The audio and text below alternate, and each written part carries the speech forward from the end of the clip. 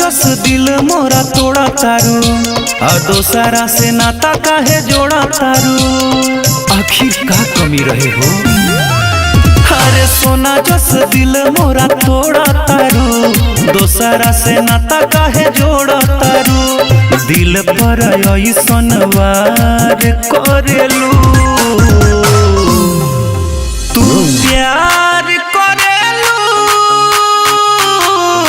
कि खिलवाड़ करेलू, कि तू प्यार करेलू कि खिलवाड़ करेलू।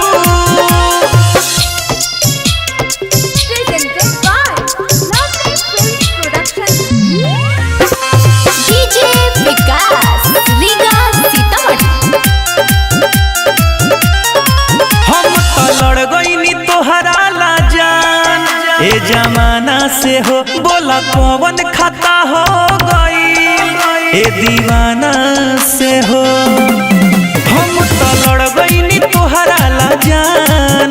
ए जमाना से हो बोला कौन खाता हो गई, ई दीवाना से हो हम मरी तोह पे तू दोसरा से नैना चार करेलू। तू प्यार करेलू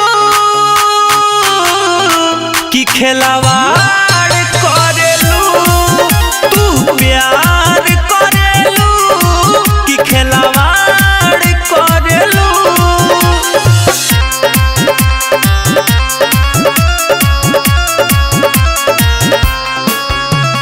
आप सुन रहे हैं अमित पटेल की आवाज में। सनम बेवफा तोहे जान गईनी, सचो लईकी होले धोखेबाज आज मान गईनी। हो जा जाए सनम बेवफा तोहे जान गईनी, सचो लईकी होली धोखेबाज हम मान गईनी। खंजर से मारी सीना के आर पार करेलू,